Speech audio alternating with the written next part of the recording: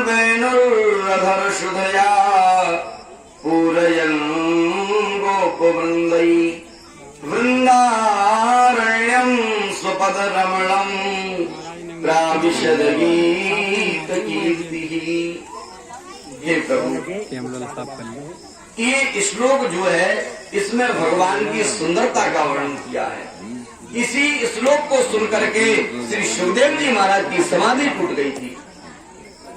सुखदेव जी ने पहले भागवत का अध्ययन नहीं किया, जन्म लेते ही चल दिया जंगल की ओर। लेकिन वेदव्यास जी चाहते थे कोई ऐसा शिष्य मिले जिसको मैं सांगो पांग श्रीमद् भागवत का अध्ययन कराऊं। तब अपने शिष्यों ने कहा कि महाराज, हम जंगल में शिवला बीनने जाते हैं तो हमको भय लगता है। तब वेदव्यास जी ने अपने शिष्यों को सबसे पहले यही श्लोक दिया कि भगवान कितने सुंदर हैं।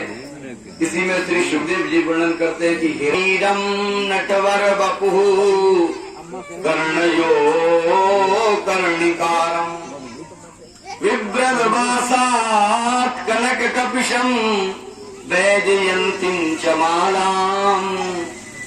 भगवान बरहा पीठ, बरहा कहते मोर पंख को, भगवान अपने मस्तक पर मोर पंख धारण करते हैं। किसी ने कहा कि भैया मोर का पंख क्यों, बतख का पंख धारण कर लेते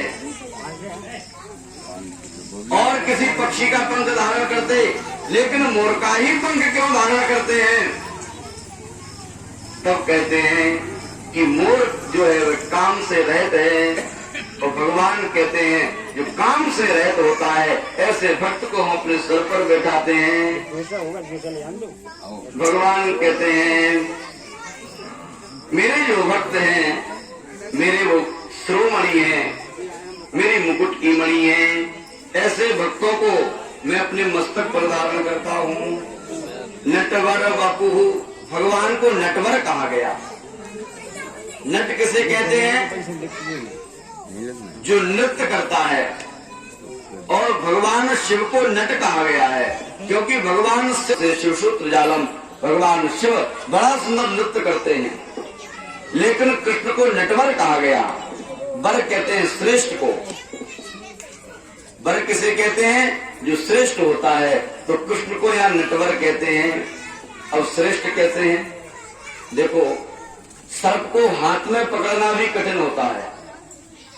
सर्प जो होता है बहुत चिकना होता है, उसे हाथ में संभालना भी बहुत मुश्किल होता है। उसमें पतले होने की भी क्षमता होती है। नृत्य करना तो सरल है, लेकिन सर्प के फण पर नृत्य करना बहुत कठिन है।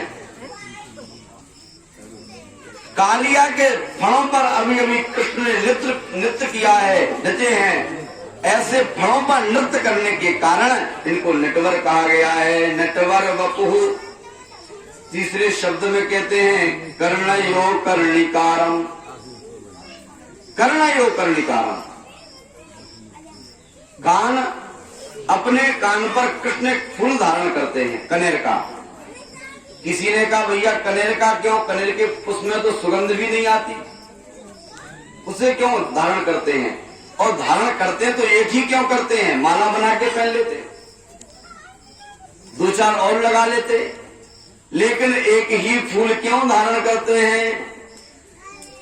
भगवान श्री सुखदेव जी कहते हैं राजन, कृष्ण उस फूल को संकेत के लिए धारण करते हैं। क्यों?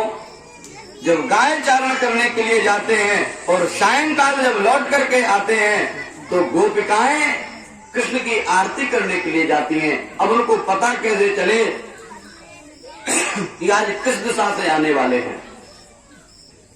तो भगवान उस फूल के माध्यम से जब गाय चारण करने